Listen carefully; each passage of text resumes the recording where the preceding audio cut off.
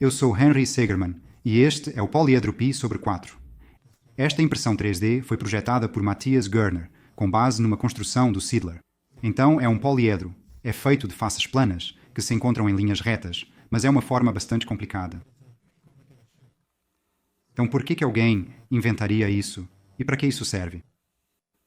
Muitas vezes as pessoas pensam em poliedros regulares, como esses dados. As faces são todas iguais, as bordas são todas iguais, tudo é simétrico. Você também pode fazer poliedros menos simétricos, onde existem tipos diferentes de faces e de bordas. Nesta matriz, por exemplo, dá para ver que o ângulo nesta borda é bem mais raso que o ângulo desta outra borda. Certo, então este poliedro π sobre 4 é ainda menos regular. Ele nem é convexo, tem buracos e reentrâncias por toda a parte. Porém, tem algo meio regular nas bordas.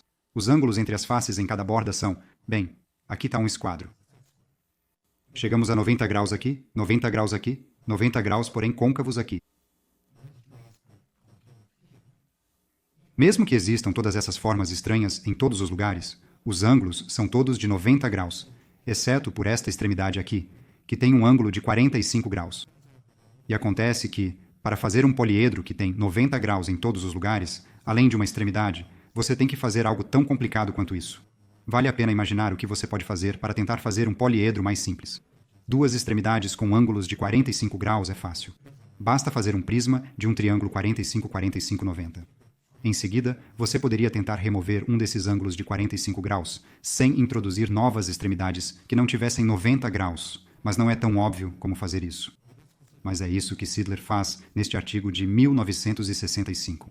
Matthias Görner seguiu as instruções de Siedler e, até onde sabemos, fez a primeira versão física de tal poliedro. Você também pode acompanhar a versão de Matthias da construção em sua página, link na descrição. Por que Siedler estava pensando nesse tipo de poliedro? Bem, vem de generalizar coisas como esta. Esta é a dissecação de Dewdney-McElroy. Você pode cortar um triângulo equilátero ao longo de linhas retas em 4 pedaços e reorganizá-los para formar um quadrado. Isto é conhecido como congruência de tesoura. O triângulo equilátero e o quadrado são congruentes entre si se você tem permissão para pegar sua tesoura e cortá-lo em pedaços antes de reorganizar e fazer o outro. Na verdade, o teorema de Wallace-Bolyai-Goin diz que para quaisquer dois polígonos que tenham a mesma área, você sempre pode cortar um com tesoura e reorganizar para fazer o outro. Aqui está uma página da web onde você pode brincar com isso você mesmo. Em 1900, David Hilbert perguntou se isso também era verdade em 3 dimensões. Ou seja, se você tem dois poliedros que têm o mesmo volume, existe uma maneira de cortar um deles com planos em pedaços que podem ser remontados para formar o outro? O aluno de Hilbert, Dane,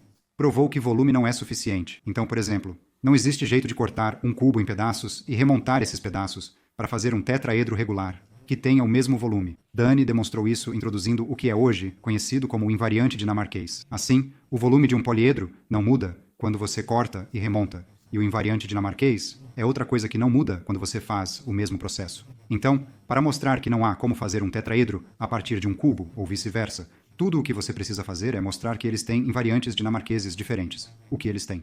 À parte, rápido. Não deveríamos realmente dar nomes às pessoas. Primeiro, o nome Dane não diz nada sobre o invariante. Se o invariante dinamarquês fosse nomeado algo como invariante de comprimento de ângulo, então você pelo menos obteria uma pista sobre isso a partir do nome. Muitas vezes, as coisas recebem o nome da pessoa errada. Por exemplo, a regra de Robertal foi quase certamente provada por Bernoulli.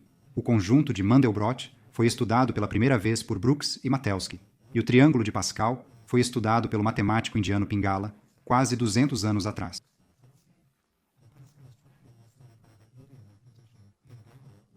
Dois 2000 anos antes de Pascal. Ao olhar ao redor para todos os nomes das coisas, você pode ter a impressão de que matemática é só feita e só serve para homens brancos mortos. Claro que, na história ocidental, homens brancos eram praticamente as únicas pessoas que tinham o privilégio de poder passar a vida fazendo matemática. No entanto, os nomes que temos são os nomes que temos no momento. Então, se você quiser procurar esse invariante, você tem que procurar pelo nome invariante Dane. Em 1965, Siedler provou que o invariante Dane, junto com o volume, formam um invariante completo. O que isso significa é que é tudo o que você precisa. Se você tem dois poliedros que têm o mesmo volume e o mesmo invariante Dane, seja lá o que isso for, então você definitivamente pode ir de um para o outro cortando e colando. O invariante Dane é difícil de definir simplesmente, mas pode ser calculado observando todos os comprimentos das arestas dos seus poliedros junto com os ângulos nessas arestas. E acontece que qualquer coisa que tenha ângulos, que são todos múltiplos racionais de π, π sobre 2, π sobre 3, etc., esses poliedros todos têm zero invariante dinamarquês. Portanto, parte do que Seidler tem que provar é que qualquer coisa que tenha zero invariante dinamarquês pode ser recortada e remontada como tesouras congruentes a apenas um cubo. Então, você começou com qualquer coisa aleatória que tinha zero invariante dinamarquês e ele a reduz para um poliedro, que contém ângulos de 90 graus e ângulos de 45 graus. E ele precisa se livrar desses ângulos de 45 graus. Então, este poliedro permite que você se livre desses ângulos de 45 graus, um de cada vez. Porque o que você faz? Você tem seu poliedro existente e corta um pedaço de volume em algum lugar, que é o suficiente para produzir isto, e então você pode colar este ângulo de 45 graus a um ângulo de 45 graus existente que você tem, e combinados, eles formam um ângulo de 90 graus. E assim você pode reduzir o número de ângulos de 45 graus por um usando isso. Uma última coisa. Você pode fazer este tipo de poliedro onde o ângulo extra não é apenas de 45 graus, mas algum outro ângulo. Então é evidenciado por um resultado de Jasson que o ângulo não 90 graus podem ser qualquer coisa, desde que o cosseno seja um número algébrico. Então aí está. É isso. Agradeço por assistir.